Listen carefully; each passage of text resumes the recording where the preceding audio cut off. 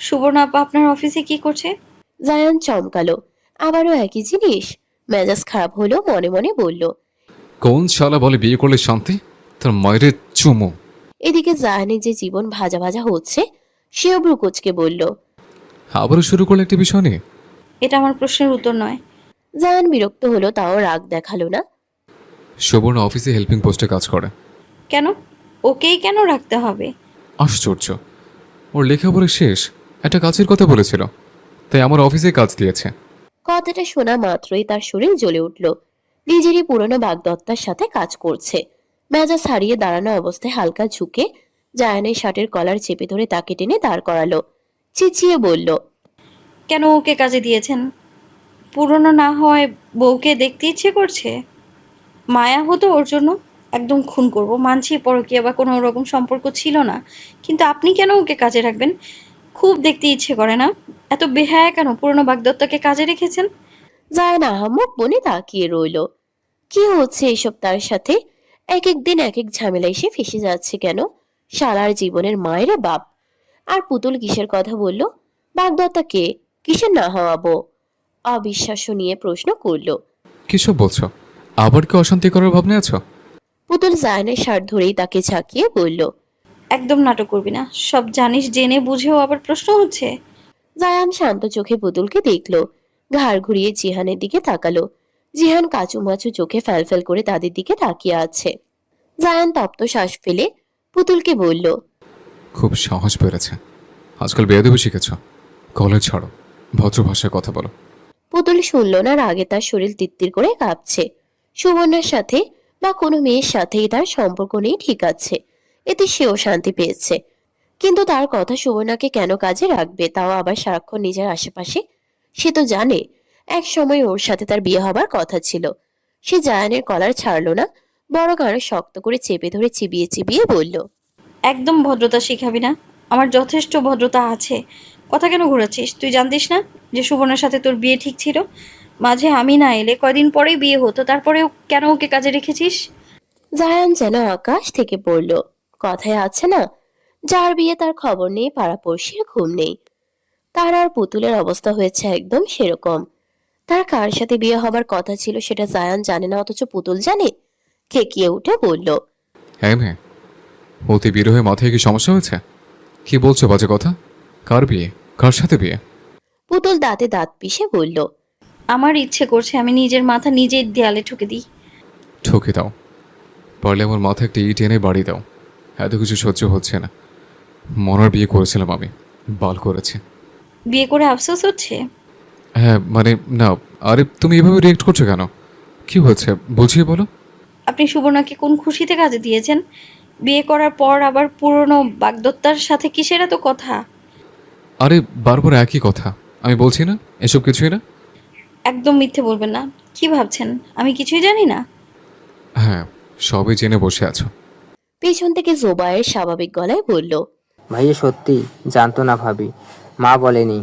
ভেবেছিল ভাইয়া দেশে আসলেই একেবারে বিয়ের কথা বলবে, কিন্তু তার আগেই তো আপনাদের বিয়ের কথা জানাজানি হলো। পুতুল অবাক হয়ে জায়ানের কলার ছেড়ে জোবায়ের দিকে তাকালো। জোবায়ের গিয়ে ভাবলেশহীন হয়ে সোফায় জিহানের পাশে বসলো। জায়ান হতভম্ব হয়ে একবার জোবায়েরকে দেখলো, তো একবার পুতুলকে দেখলো। কি বলছিস এসব? সুবর্ণা আপু কে মায়ের পছন্দই ছিল আগে থেকেই, আর সুবর্ণা আপুরও তোমাকে নাকি পছন্দ করতো। তাই তো খালামণিকে কথা দিয়ে রেখেছিল।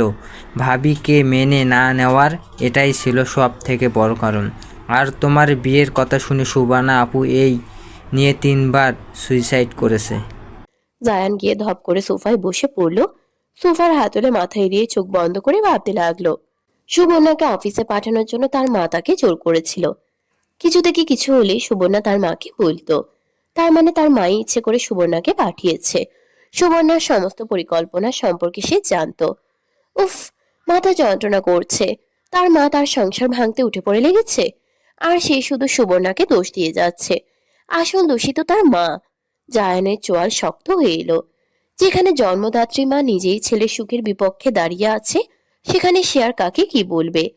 পুতুল ছলছল চোখে একবার জায়ানকে দেখে চলে গেল। সে তো ভেবেছিল জায়ান জানে, কিন্তু এখন তো দেখছে জায়ান কিছুই জানে না। সে তো প্রায় বছর দুয়েক আগে জায়ানের দাদি থেকেই শুনেছিল। এরপর সুবর্ণার ঘন ঘন তালুকদার বাড়িতে আসা, সবটাই তো পুতুল জানতো। জেনে বুঝেও কোন মেয়েটা এত কিছু সহ্য করবে? তাই তো পুতুলেরও আর মাথা কাজ করছিল না, উল্টোপাল্টা শুনিয়ে দিয়েছে। যাক, দোষ যারই হোক না কেন, সমাধান তো হয়েছে, এটাই অনেক। অসহ্য এই সুবর্ণার চক্করে আজ কয়েকদিন ধরে সে নাওয়া খাওয়া ভুলে সন্ন্যাসী হয়ে বসেছিল। একবার শুধু একে হাতের কাছে পাক দেখিয়ে দিবে, অন্যের জামাইয়ের দিকে নজর দিলে তার কোথায় কোথায় মরিচ লাগাবে পুতুল। সব সময় শান্ত থাকে বলে যে জামাই নিয়ে টানাটানি করবে, সেটাও ছেড়ে দিবে, এটাও একদমই ভুল। শুধু একবার হাতের কাছে পাক। তালুকদার বাড়ির কলিং বেল বাজতেই একটা মেয়েট গিয়ে দরজা খুলে দিতেই দেখলো জায়ান দাঁড়িয়ে, তার কোলে জিহান। বাচ্চাটাকে ভালো করে দেখলো। ফর্সা দবদবে গায়ের রং, গাল দুটো ফুলো, মুখের আদলটা যার কোলে আছে অনেকটাই তার মতো, একদম যেন জলজ্যান্ত একটা পুতুল। এক দৃষ্টে মুগ্ধ চোখে তাকিয়ে রইল। জায়ান বিরক্ত হলো, কপাল কুঁচকে মেয়েটার উদ্দেশ্যে ধমকে বলল। এই মেয়ে, সামনে থেকে সরে দাঁড়ান। মেয়েটা ধমকে কেঁপে উঠে দ্রুত তার সামনে থেকে সরে পাশে দাঁড়ালো। জায়ান ভেতরে প্রবেশ করলো। ড্রয়িং রুমে আসতেই দেখলো ড্রয়িং রুমে সবাই উপস্থিত, শুধুমাত্র লুৎফা তালুকদার নেই।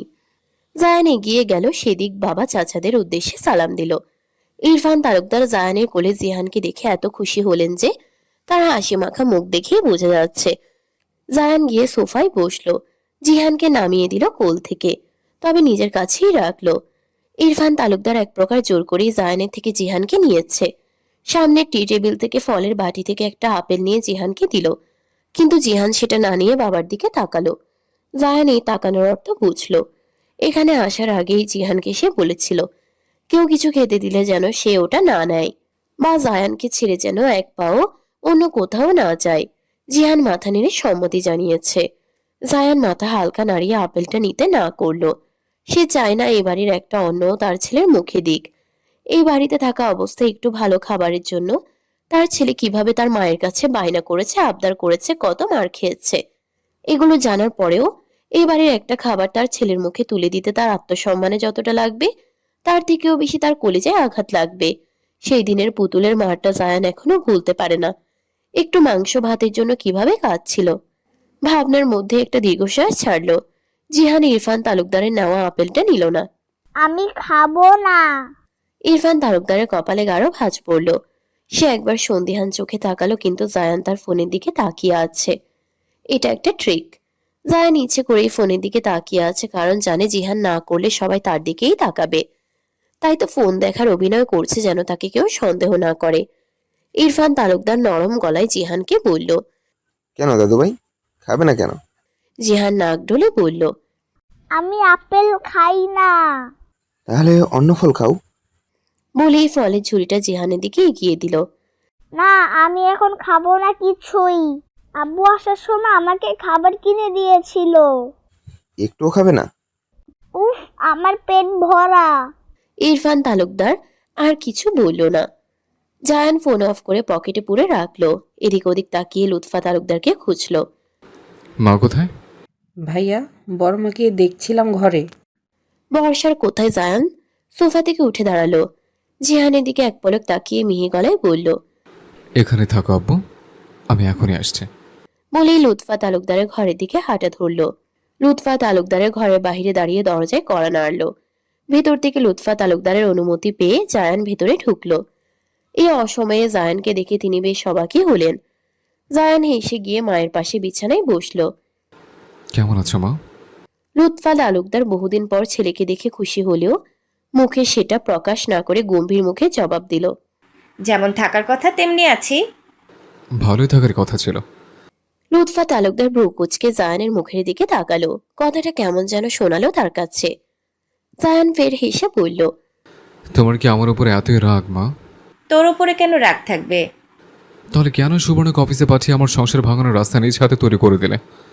আমার স্ত্রীর চোখে আমাকে চরিত্রহীন বানিয়েছো মা। লুৎফা তালুকদার চমকে উঠল। জায়ান কি সব জেনে গেল? কিন্তু কিভাবে আর কেই বা বলল? তিনি ঘামতে লাগলো। ছেলের সামনে নিজের আসল রূপ বেরিয়ে আসার ভয় অনবরত ঘামছে। জায়ান মায়ের আতঙ্কিত মুখটা দেখে হেসে ফিরল।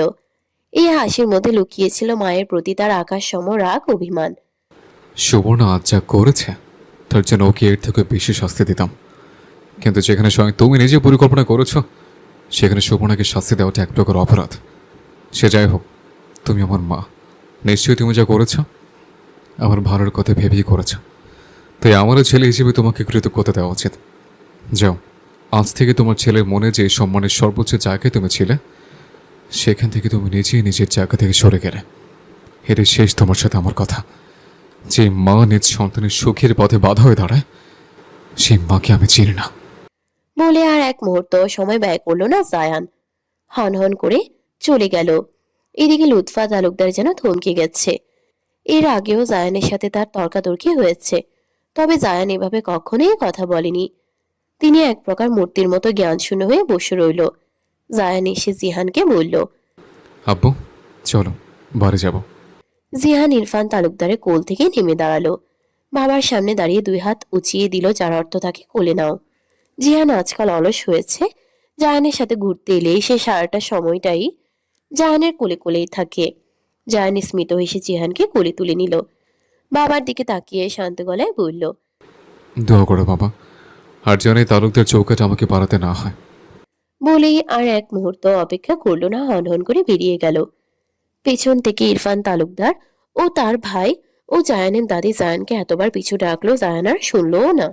জায়ান জিহানকে নিয়ে বাড়ি ফিরল। জিহানের গলা শুনতে পেয়েই জোবাই নিজের ঘর থেকে বেরিয়ে দ্রুত ড্রয়িং রুমে এলো। বাড়িতে কি বলে এসেছো বাবা? ফোনের ওপরে ফোন করেছে। মায়ের সাথে কি হয়েছে? মা কি কেমন পাগল পাগল আচরণ করছে? জায়ান বিরক্ত হলো। এমনিতে তার মেজাজ ঠিক নেই। সে ঘরের দিকে যেতে যেতে বলল, মাকে তো কৃতকর্মের শাস্তি ধর দিতে পারবো না, তবে নীরব প্রতিবাদ করতে পারবো, সেটাই বলে এসছি। বলেই হনহন করে নিজের ঘরে চলে গেল। ঘরে এসেই দেখলো পুতুল শুয়ে আছে ওপাশ ঘুরে, দরজা ভিজিয়ে রেখেছে। সে নিঃশব্দে এগিয়ে গেল কাবাটের দিকে। এক হাতে পরনের শার্টের বোতাম খুলতে খুলতে অন্য হাতে কাবাট খুলে নিজের অন্য একটা টি শার্ট নিল। শার্টের বোতাম খুলতে খুলতে একবার পুতুলের দিকে তাকালো। সে কাঁদছে নিঃশব্দে, চোখের পানি পড়ছে, শুধু কোনো শব্দ হচ্ছে না। জায়ান এমনিতে কিছু বলল না, গম্ভীর মুখে শুধু প্রশ্ন করলো। সারাদিন এইভাবে দেবদাসের মতো উদাসীন হয়ে থাকার মানে কি? পুতুল কিছু বলল না, উল্টো চোখের পানি মুছে অন্যদিকে ঘুরে গেল। জায়ানও আর কিছু বলল না, শার্ট হাতে ওয়াশরুমে চলে গেল। পুরোনো কথাগুলো মনে হলেই বুকের ভেতর সবকিছু দুমড়ে মুচড়ে যায়। বিষাক্ত সব কথাই মন বিষিয়ে যায়। একটা লম্বা শাওয়ার নিয়ে বেরিয়ে এসে ঘরে এসে দেখলো পুতুল ঠিক সেভাবেই শুয়ে আছে। বিরক্ত হয়ে হাত দিয়ে চুল ঝাড়তে ঝাড়তে ঘর থেকে বেরিয়ে গেল। ড্রয়িং রুমে এসে দেখলো জিহানের টিচার এসে বসে আছে সোফায়। জায়ান শুধু সৌজন্যমূলক তাকে সালাম দিয়ে জোবাইরের ঘরে চলে গেল। গিয়ে দেখলো জিহান জোবাইরের হাত ধরে ঝাঁকাচ্ছে আর বলছে, চাচু, তুমি গিয়ে মিসকে বলো না আজ চলে যেতে। আমি আজ পড়বো না, তুমি না বললে খেলতে নিয়ে যাবে। জোবাইর বলার আগেই জায়ান মিহি গলায় বলল, জেহান, আব্বু শুধু শুধু বায়না করো না, তোমার মেয়ে এসে বসে আছে না? জিহান ঘুরে বাবার দিকে তাকালো। জোবাইর বিছানায় শরীর এলিয়ে আতশোয়া হয়ে বসলো। জিহান বাবার কাছে এগিয়ে গিয়ে দাঁড়ালো। জায়ানের হাত ধরে ঝাঁকিয়ে বলল, আব্বু প্লিজ আজকে পড়বো না, ভালো লাগছে না। জায়ান তাকে কোলে তুলে নিল। জিহানের গালে টুপ করে একটা চুমু দিয়ে বোঝানোর সুরে বলল, বায়না করো না, পড়তে তোমার কোন দিন ভালো লাগে? একদিনও তো শুনলাম না তোমার পড়তে ভালো লাগে। জিহান নাক মুখ কুচকে নিল। তার বাবা এত সত্যি কথা বলে কেন? সে জায়ানের গালে হাত দিয়ে আদুরে গলায় বলল, আমার আজ ভালো লাগছে না, তুমি মিসকে গিয়ে বলো জিহান আজ অসুস্থ। ছি, অসুস্থতা নিয়ে মিথ্যে বলতে নেই শোনা। জিহান এবারে জায়ানের কোলে হাত পা ছুটতে ছুটতে বলল, আমি আজ কিছুতেই পড়বো না। জায়ান একটা লম্বা দীর্ঘশ্বাস ছাড়ল। এই ছেলে এত জেদি কেন? শুধু তার সাথেই জেদ করে। মায়ের সামনে তো একটা ভেজা বিড়াল। পুতুলের সামনে মিনমিন করেও কিছু বলে না, জেদ করা তো বিলাসিতা। ঠিক আছে, বলেই জোবাইরের দিকে তাকিয়ে বলল, বাইরে গিয়ে মিসকে বলে দিয়ে আয়, আজ জিহান পড়বে না, কোথাও যাবে। আচ্ছা ভাই। মাথা নেড়ে কথাটা বলে ঘর থেকে বেরিয়ে গেল। জায়ান জিহানকে নিয়ে গিয়ে বিছানায় বসলো। জিহান তো মহা খুশি। সে খুশিতে বারবার বিছানায় গড়াগড়ি খাচ্ছে। জায়ান জিহানের কার্যকলাপ দেখে হাসছে। এদিকে জোবায়ের মনে মনে হাসল। ভাই বাড়িতে বলেই সে মোহনার সম্মুখে যায়নি, যদি দেখে কোন রকম সন্দেহ করে বসে তাই। কিন্তু ভাই নিজেই বলাতে এক প্রকার মেঘ না চাইতেই বৃষ্টি হলো। এমন একটা ঘটনা ঘটলো যেন। সে মোহনার কাছে গিয়ে তার সম্মুখে দাঁড়িয়ে পেছনে 2 হাত বেঁধে দাঁড়িয়ে হেসে বলল, হ্যালো মিস, আপনার স্টুডেন্ট আজ একটু ছুটি নিয়েছে। জিহান আজ পড়বে না। জোবায়ের 2 দিকে মাথা নেড়ে বলল, না, সে আজ এক জায়গায় যাবে তাই। ও তাহলে আমি চলে যাই আজ। চাইলে আমাকেও পড়াতে পারেন। ওই যে ওই দিন প্রেমের বিদ্যার কথা বললাম, একটু ভেবে দেখেন। মোহনা সরু চোখে তাকিয়ে সোফা থেকে উঠে দাঁড়ালো। কিছু না বলেই দরজার দিকে এগিয়ে গেল। লোকটার মতিগতি একদম সুবিধার না। দিন যায়, সময় ফুরায়। আজ শুক্রবার। জায়ান সারাদিন বাড়িতে। আজ প্রায় 4 দিন যাবৎ জায়ান আর নিজ থেকে পুতুলের সাথে কথা বলে না। মাঝে মাঝে ইচ্ছে করে দৌড়ে গিয়ে পুতুলকে জড়িয়ে ধরতে, তবে সেদিনের কথাগুলো মনে হলেই ইচ্ছেটা মরে যায়। কিন্তু কি করার, মন তো মানে না। এত দূরত্ব তার সহ্য হচ্ছে না। পুতুল আজকাল খুব নীরব, প্রয়োজন ছাড়া একটা বেশি বাক্য বিনিময় করে না। জুবাই নিজের বন্ধুদের সাথে ট্যুরে গেছে 3 দিন আগে। পুতুল দুপুরে রান্নার প্রস্তুতি নিচ্ছে। ঘরের মধ্যে যুদ্ধ চলুক, পেটে তো কিছু দিতে হবে। ফ্রিজ খুলে দেখলো ফ্রিজের মাংস শেষ। তখনই মনে পড়লো মাংস আরো 2 দিন আগেই শেষ হয়েছিল। কিন্তু সে তো জায়ানের সাথে কথাই বলে না, তাই বলতেও মনে ছিল না। সাথে সাথে অসহ্য অনুভূতি জাগ্রত হলো। সে তো জায়ানের সাথে লজ্জায় কথা বলতে পারছে না। কোন মুখে সে কথা বলবে? লোকটাকে এত বাজে কথা বলেছে যে নিজেরই এখন ভাবলে রাগ হচ্ছে। নিজের ভাবনায় পানি দিয়ে রান্নাঘর থেকে বেরোলো। ঘরে গিয়ে দেখলো জায়ান ল্যাপটপ নিয়ে বসেছে, খাটের সাথে পিঠ ঠেকিয়ে বসে বসে ল্যাপটপে কাজ করছে। আর জিহান তার বাবার শরীর ঘেঁষে শুয়ে শুয়ে জায়ানের ফোন দেখছে। পুতুল গিয়ে জায়ানের সামনে মাথা নিচু করে দাঁড়ালো। শাড়ির আঁচলের এক কোণে নিজের হাতের মধ্যে নিয়ে অনবরত সে কাপড়টুকু নিয়ে আঙ্গুলে বেঁধে আবার খুলে নাড়াচাড়া করছে। হাঁসফাঁস করতে লাগলো। কিভাবে বলবে সেটাই ভাবছে। কি বলে শুরু করবে তা বুঝতে পারছে না। জায়ান আর চোখে দেখলো। একবার পুতুলকে দেখে আবারও ল্যাপটপের দিকে দৃষ্টি দিয়ে গম্ভীর মুখে প্রশ্ন করলো। কিছু বলবে? পুতুল চমকে জায়ানের দিকে তাকালো। এরপর আবারও হাঁসফাঁস করতে করতে বলল, ওই আসলে মাংস শেষ। আচ্ছা। জায়ানের ছোট জবাব। পুতুল হতাশ হলো। সে না হয় লজ্জায় অনুতপ্ততায় মুখ ফুটে কিছু বলতে পারছে না, কিন্তু লোকটা তো কথা বলতেই পারে। কিন্তু না, সেও কিছু বলছে না। পুতুল স্পষ্ট বুঝতে পারছে জায়ান তার উপরে রেগে আছে। এখানে তার দোষটা কোথায়? আরে সে তো জিহান হবার পর থেকে একটু বেশি অধৈর্য। সেখানে এত কিছু দেখার পর তার তো নিজেরই মাথা ঠিক ছিল না, তাই তো দুঃখে কষ্টে অতিরিক্ত বলে ফেলেছে। আবার তুই তোকারিও করেছে। এটা নিয়ে সে এখন রোজই নামাজ শেষে আল্লাহর কাছে ক্ষমা চায়। এই ধরনের বেয়াদবি সে করতে চায়নি, কিন্তু এতটা রাগ হয়েছিল নিজের অজান্তে এমন উগ্র আচরণ করেছে। সে তো জায়ানের কাছে ক্ষমা চাইবেই। শুধু একটু জায়ান নিজ থেকে কথা বলতো, পরেই নিজের সব অন্যায় বেয়াদবির জন্য ক্ষমা চাইতো। পুতুল আর কিছু না বলেই ঘর থেকে বেরিয়ে গেল। পুতুল যেতেই জায়ান উকি দিয়ে একবার দরজার দিকে তাকালো। মৃদু হাসলো। কেন হাসলো সে নিজেও জানে না। পাশে তাকিয়ে জিহানকে বলল, আব্বু, একটু ফোনটা দাও। জিহান ফোন থেকে চোখ সরিয়ে বাবাকে দেখলো। এরপর বিনা বাক্যে ফোনটা জায়ানের দিকে এগিয়ে দিল। জায়ান ফোন নিয়ে কাউকে কল করে মাংসের কথা বলল। কেউ একজন এসে দিয়ে যাবে। আজ পর্যন্ত জায়ান নিজের হাতে একবারও বাজার করেনি। তার এসব কিনতে কেমন অস্বস্তি হয়। এগুলো কেনার অভ্যাস বা অভিজ্ঞতা কোনোটাই তার নেই। তাই যখন যা লাগে শুধু লিস্ট করে সুজনকে দিবে, নয়তো অন্য কাউকে দিবে। তারাই প্রয়োজনীয় সবকিছু দেখে শুনে এনে দেয়।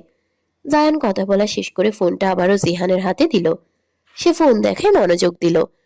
পরপর জায়ানের ফোনে আবারও কল আসতেই জিহান বিরক্ত হয়ে নাক মুখ কুঁচকে নিয়ে ফোনটা একটু ছুঁড়ে মারলো জায়ানের কোলে।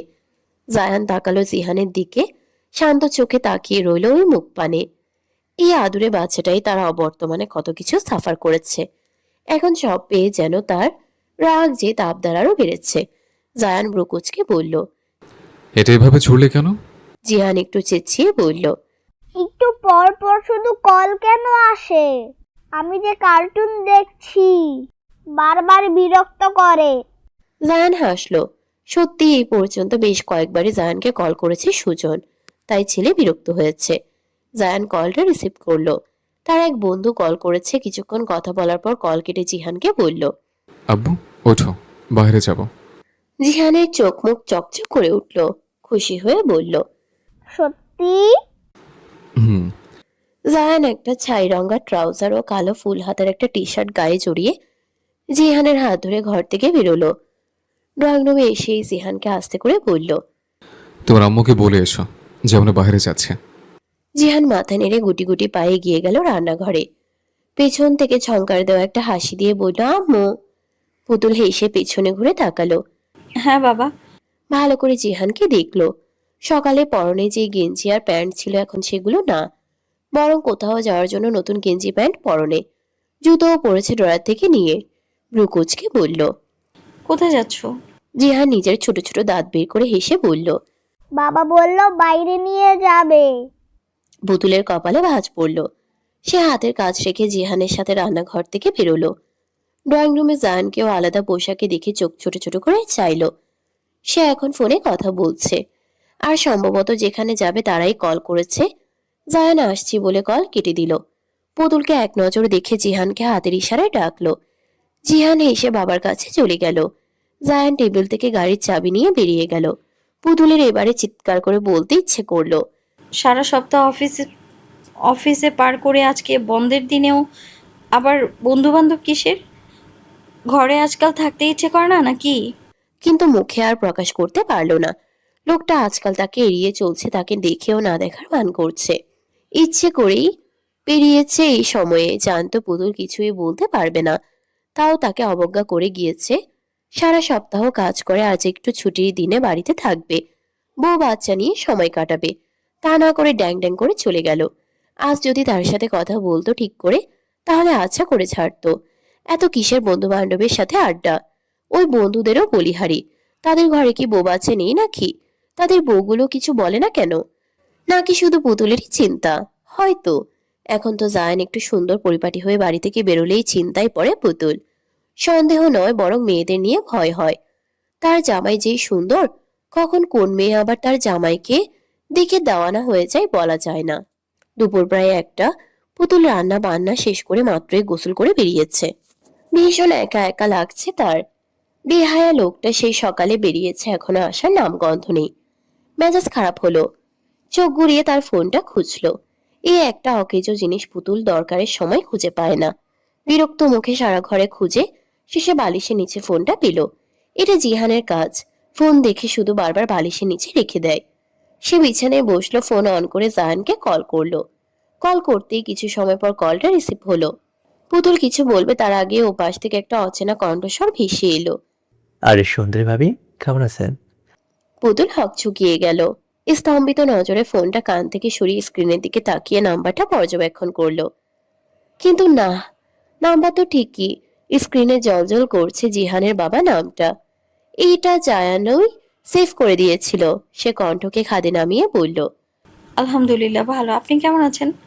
আমিও ভালো আছি। তো ভাবি জায়ানকে খুঁজছেন নাকি? পুতুল আহাম্মকের মতো চুপ করে রইল। আশ্চর্য, জায়ানকে কল করেছে মানে তো তাকেই খুঁজবে। সে তার স্বামীর নাম্বারে কল করে আবার কাকে খুঁজবে? আসলে ভাইয়া, জিহানের আব্বু কি আপনার কাছে আছে? ফোনটা একটু দেয়া যাবে? হ্যাঁ অবশ্যই। আপনার জিয়ানের আব্বু এখন জিয়ানকে ক্রিকেট খেলা শেখাচ্ছে। দাঁড়ান দিচ্ছি। বলেই লোকটি জায়ানের সম্মুখে গিয়ে ফোন বাড়িয়ে দিয়ে বলল। নে তোর জিয়ানের আম্মু। জায়ান ভ্রুকুচকে ফোন নিল। লোকটা ছিল রাফি। আর এই নামটা বলার কারণ হলো জায়ানের ফলে পুতুলের নাম্বারটা জিহানের আম্মু দিয়ে সেভ করা। তাই তো এই নামটা দেখেই সে মজা করে জায়ানকে বলল। জায়ান ফোন কানে নিয়ে বলল। হ্যালো। জায়ানের গলা পেয়ে পুতুল কণ্ঠকে খাদে নামিয়ে ধীমে সুরে বলল। কখন বাড়ি ফিরবেন? জায়ান এক পলক জিহানের দিকে তাকিয়ে পুতুলকে বলল। হয়তো ফিরতে লেট হতে পারে, খেলা এখনো শেষ হয়নি। পুতুলের রাগ হলো, তবে মুখে বলে কিছু প্রকাশ করলো না। চিন্তিত ভঙ্গিতে বলল। জিহানের খিদে পাবে তো এতক্ষণ না খেয়ে থাকলে। 12টার দিকে হালকা পাতলা খেয়েছে, আর খেতে পেলে কিছু খাইয়ে দেব। আচ্ছা, আপনি খাবেন না? বাড়ি এসে খাবো। ও আচ্ছা। বলে খট করে কল কেটে দিল। জায়ান কপাল কুঁচকে ফোনের স্ক্রিনের দিকে তাকালো। মনে হচ্ছে অনেক কষ্টে তাকে একটা কল করেছিল। ফোনটা আবারও সে একই জায়গায় রেখে এলো। ব্যাট হাতে এগিয়ে এলো সবার কাছে। ইমরান তাকে খুঁচিয়ে বলল, বউয়ের সাথে কথা বলতে গেলি এত তাড়াতাড়ি কথা শেষ? জায়ান নিজের জায়গায় দাঁড়িয়ে ব্যাট নিয়ে দাঁড়ালো। ব্যাটিং করার প্রস্তুতি নিতে নিতে বলল, বউ কথা খুঁজে পায় না, তাই কল কেটে দিয়েছে। তাহলে ফোন করলো কেন? ছেলের খোঁজ করতে। একেই বলে ভালোবাসা। একটা ছেলে মেয়ে না হওয়া পর্যন্ত বউয়ের খেয়াল শুধু জামাইয়ের উপরেই থাকে, আর একটা পয়দা হলেই সব ভালোবাসা শেষ। জায়ান হেসে বলল, এমনটাই কোনো কালই এমন ছিল না, বরাবরই ছন্ন ছাড়া। জোর করে বিয়ে করেছিস নাকি? না, বিষয়টা এমন না। ও একটু উদাসীন। কারণটা হলো ওর বাবা গত হবার পর থেকে ওর নীরব কোনো কিছুতে আগ্রহী নয়। আর বিয়েটাও একটা আলাদা পরিস্থিতিতে হয়েছে, তাই তেমন একটা খেয়াল নেই। ও ও এমন অনেকেরই হয়। এটাকে ছন্ন ছাড়া বলে না, এটাকে শান্ত স্বভাবের বলে। সংসারে অশান্তি কম করে চুপচাপ থাকে। ভাই জায়ান, তুই তাহলে বেশ শান্তিতেই আছিস। জায়ান মনে মনে হাসলো। পুতুল চুপচাপ থাকে, সংসারে অশান্তি কম করে? এই কয়েকদিনেই তাকে যেভাবে উলটপালট করে দিল, সে নাকি আবার শান্ত। ওই যে বলে না, ছোট মরিচে ঝাল বেশি। এটাও ঠিক এমন মিনি সাইজ হলে কি হবে। কথাই ঝাঁজ আছে। হুট করে জিহানের চিৎকার শুনে জায়ান সেদিকে তাকালো। জিহান পড়ে গেছে, উবুর হয়ে মাটিতে পড়ে আছে। জায়ান এক প্রকার ছুটে গিয়ে তাকে মাটি থেকে টেনে তুলল। তার হাত পা বারবার চেক করতে করতে ব্যতিব্যস্ত গলায় প্রশ্ন করলো, কোথায় ব্যথা পেয়েছো আব্বু? জিহান কাঁদতে কাঁদতে হাঁটু আর ডান হাত দেখিয়ে বলল। এখানে ব্যথা পেয়েছি। জায়ান জিহানের ব্যথা পাওয়া হাতের তালুতে বেশ কয়েকটা চুমু দিয়ে তাকে নিজের সাথে জড়িয়ে নিয়ে বলল, থাক আব্বু, একটু পরেই ব্যথা চলে যাবে। তুমি এভাবেই ছুটলে কেন? তাই তো পড়ে গেলে।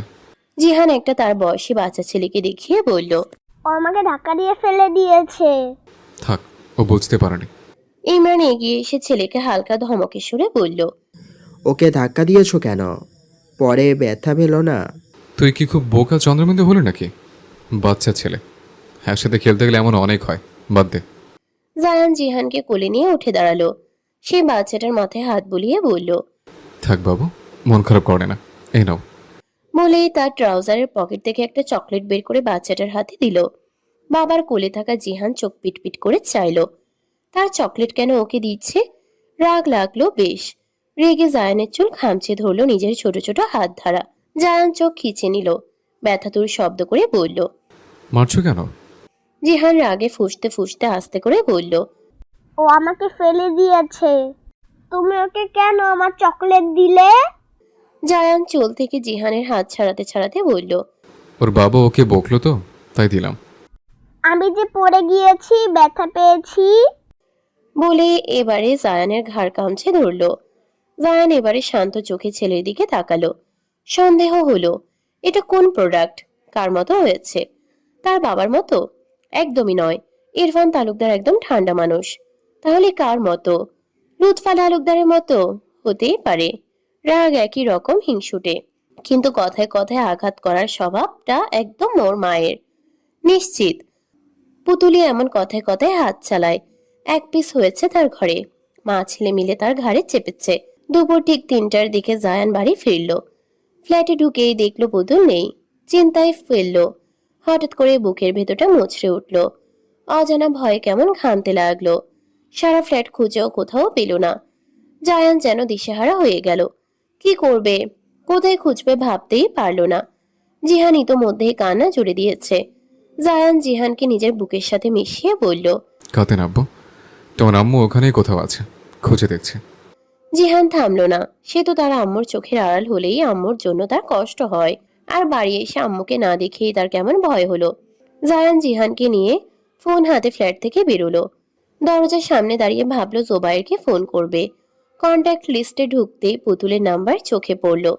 কিভাবে যেন কল করলো। কয়েক সেকেন্ডের ব্যবধানে কল রিসিভ হলো। জায়ানের যেন কলিজায় পানি এলো। কাপা কাপা গলায় বলল, হ্যালো পুতুল। জায়ান বলতে দেরি অমনি প্লাসের ফ্ল্যাটের দরজা খুলে পুতুল বেরোলো। পেছনে আরো একজন পুতুলের মতো সমবয়সী মেয়ে ছিল। জায়ান ডান হাত দিয়ে কপাল ডলে ঘাম মুছল। পুতুল জায়ানকে এভাবে দেখে কিছুটা ভরকালো। কাচুমাচু হয়ে আর চোখে চাইলো। জায়ানের কপালে রগ যেন ফুলে উঠেছে। তাকে সে পাগলের মতো খুঁজে বেড়াচ্ছে, আর সে এখানে বসে আছে। সব থেকে বড় কথা, পুতুল ফ্ল্যাট থেকে বেরিয়েছে। পুতুল সেই ফ্ল্যাট থেকে বেরিয়ে জায়ানের সামনে দাঁড়ালো। পিছন থেকে অরিন নামের মেয়েটি হেসে জায়ানকে দেখে বলল। জায়ান মেয়েটার দিকে না তাকিয়ে টিস্যু দিয়ে জিহানের নাক পরিষ্কার করে দিতে দিতে গম্ভীর মুখে বলল, আলহামদুলিল্লাহ ভালো। আপনি? জায়ান পুতুলের দিকে তাকালো। ঘরে চলো। পুতুল একবার পিছন ঘুরে অরিনের দিকে তাকিয়ে হালকা হেসে বলল, এখন আসি, বিকেলে আসবেন। বলেই নিজেদের ফ্ল্যাটে হাঁটা ধরলো। পেছন পেছন জায়ান ও জিহানকে নিয়ে হাঁটলো। একই ফ্লোরে 3টে করে ফ্ল্যাট। পুতুল তাদের ফ্ল্যাটে পাশের ফ্ল্যাটেই ছিল।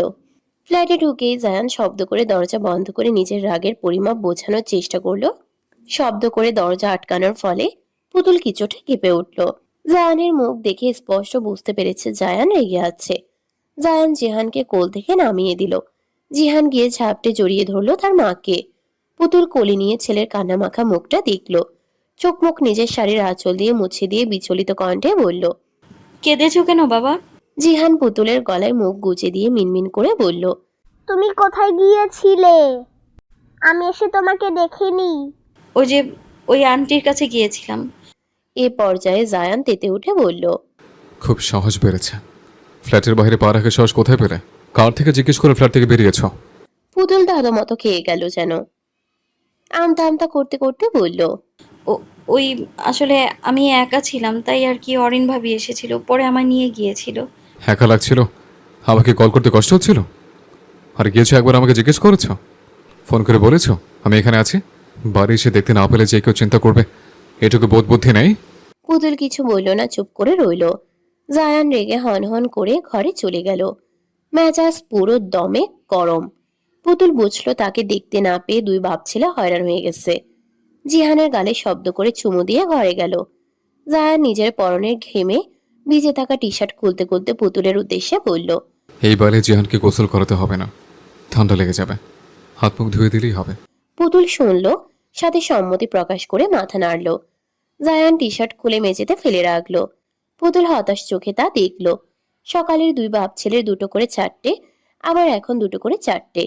একদিনে যদি এমন 4 জোড়া জামা কাপড় ধুতে হয়, নবাবের বংশধর। কোথাও বেরোলেই নতুন জামা কাপড়, ঘরে থাকলেও 2 বেলায় জামা কাপড় বদলাবে। এক বেলা জামা কাপড় ধুয়ে দেখে নাকি? বালতি বালতি জামা কাপড় রোজ পুতুল ধুয়ে রাখে, বেশিরভাগই এদের। পুতুলের আর কি, একটা শাড়িওই থাকে। বিরক্ত মুখে জিহানের জামা কাপড় বদলে দিল। এরই মাঝে জায়ান বেরিয়ে এলো। ড্রয়িং রুমের দিকে যেতে যেতে বলল, খেতে পেয়েছে। পুতুল মাথা তুলে জায়ানকে দেখলো। খিদে তো তারও পেয়েছে। জায়ান আর জিহানের জন্যই অপেক্ষা করছিল। সে জিহানকে ছেড়ে দ্রুত ছুটলো ডাইনিং এর দিকে। জায়ান চেয়ারে বসেছে, জিহান ফোন হাতে গুটি গুটি পায়ে এগিয়ে আসছে। পুতুল রান্নাঘর থেকে সব খাবার এনে এনে টেবিলে রাখছে। পুতুল জায়ানের পাশে দাঁড়িয়ে তার প্লেটে খাবার তুলে দিচ্ছে। হঠাৎ জায়ানের ঘাড়ের দিকে তার নজর যায়। কিছুটা আঁচড়ের দাগ, কেমন লাল হয়ে আছে। পুতুল কোনো প্রতিক্রিয়া ছাড়াই হাতের বাটিটা টেবিলে রেখে জায়ানের ঘাড়ে হাত রেখে আঁচড় দেওয়া জায়গায় হালকা হাত ছুঁয়ে প্রশ্ন করলো, এখানে কাটলো কিভাবে? জায়ান প্লেট ঠিক করতে করতে গম্ভীর গলায় বলল, কোনো মেয়ে ভালোবেসে এই দাগ করেনি, ছেলে খামচে দিয়েছে। পুতুল শীতল চোখে দেখলো জায়ানকে। জায়ানের ঘাড় থেকে হাত সরিয়ে গুটিয়ে নিল। সে স্পষ্ট বুঝেছে তাকে খুঁচিয়ে কথাটা জায়ান বলেছে। তার চোখ ঝাপসা হয়ে এলো। একবার সন্দেহ করেছে বলে প্রত্যেকটা কাজে কি পুতুল সন্দেহ করে? সে জিহানের পাশের চেয়ারে বসে বারবার পলক ঝাপটালো, চোখের পানি আড়াল করতে। মিহি গলায় বলল, আজকাল কি কোনো কথাই বলা যাবে না? আমি কাটা জায়গা দেখে এমনি জিজ্ঞেস করেছিলাম। আচ্ছা, আর কখনো কিছুই জিজ্ঞেস করব না। জায়ান আর চোখে তাকালো। পুতুল নিঃশব্দে জিহানকে খাইয়ে দিতে লাগলো।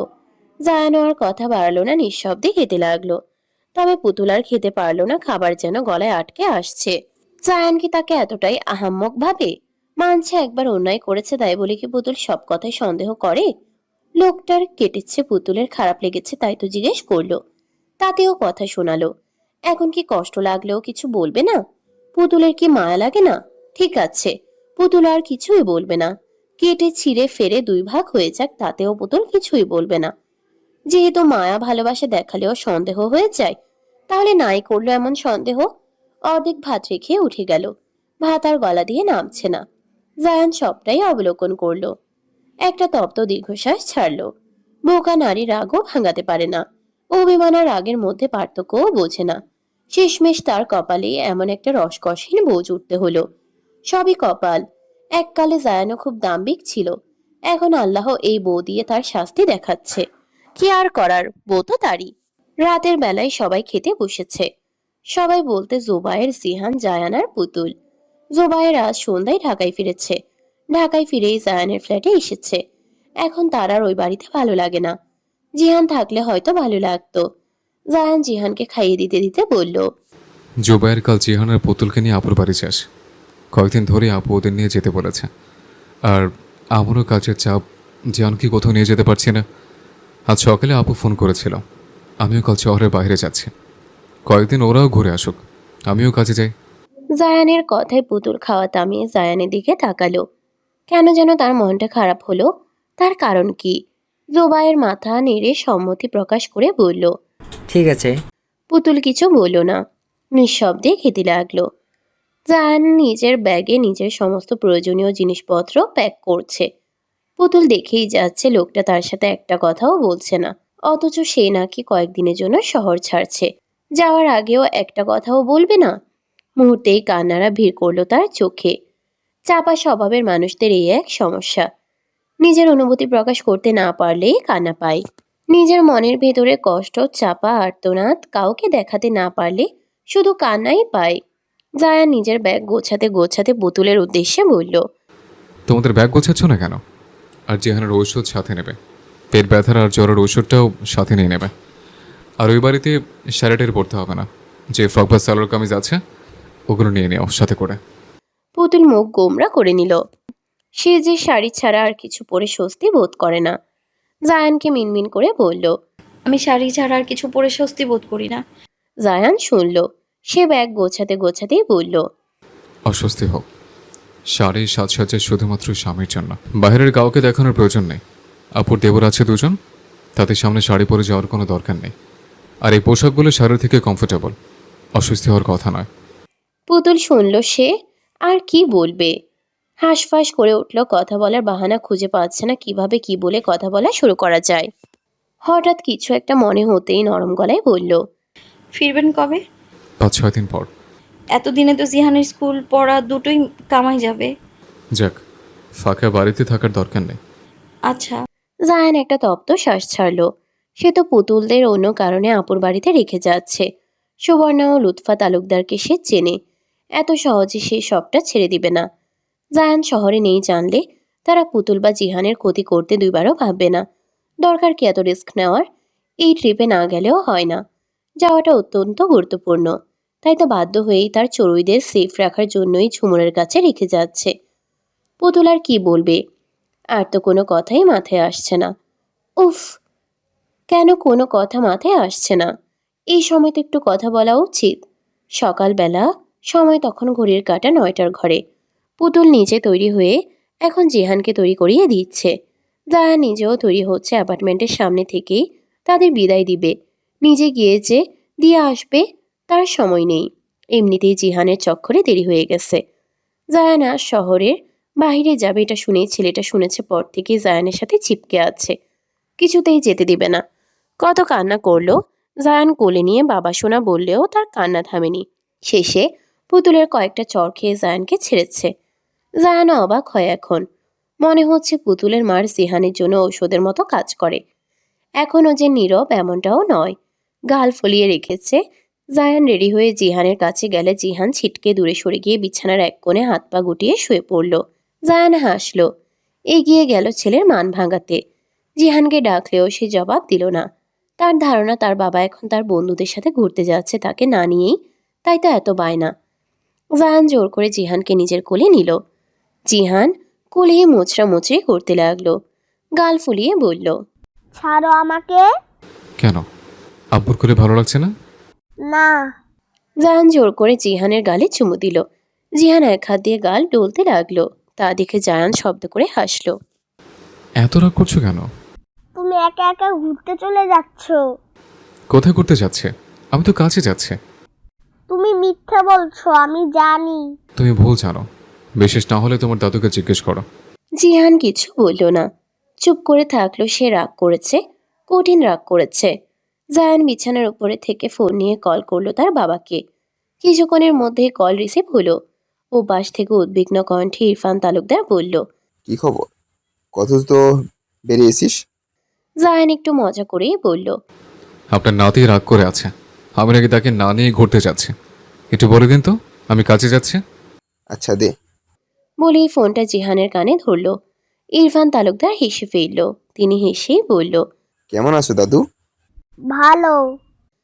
ছোট জবাব দিল জিহান, পাল্টা আর কোনো প্রশ্ন করল না। অন্য সময় হলে হয়তো আরো কতগুলো প্রশ্ন করে ফেলতো। ইরফান তালুকদার হেসেই বলল। আমার দাদু ভাই রাগ করেছে বুঝি? আব্বা একাই ঘুরতে চলে যাচ্ছে। তোমার আব্বু ঘুরতে যাচ্ছে না তো, কাজে যাচ্ছে। আমিই যেতাম, কিন্তু আমি তো অসুস্থ, তাই যেতে পারছি না। কি হয়েছে তোমার? এই তো হাঁটুতে ব্যথা। থাক, ভালো হয়ে যাবে। আমি দোয়া করে দিব, ঠিক আছে? জায়ান হাসল। ইরফান তালুকদার যেন খুশিতে গদগদ হয়ে গেল। তিনি আদুরে গলায় বললেন। ঠিক আছে, বেশি করে দোয়া করো। আচ্ছা। জায়ান জিহানের কান থেকে ফোন নিয়ে নিজেই বলল। এখন রাখি বাবা, বেরোতে হবে, দেরি হচ্ছে। তুমি আপুর ফোনে কল করো, ওরা এখন আমি না আসা পর্যন্ত ওখানেই থাকবে। ভালোই করেছিস, আমি আরও তোকে এই কথা বলতাম। একা বাড়িতে দুইজন থাকতে পারবে নাকি? আচ্ছা তাহলে তাড়াতাড়ি বেরিয়ে পড়, আর পৌঁছে আমাকে একটা কল করিস। আচ্ছা।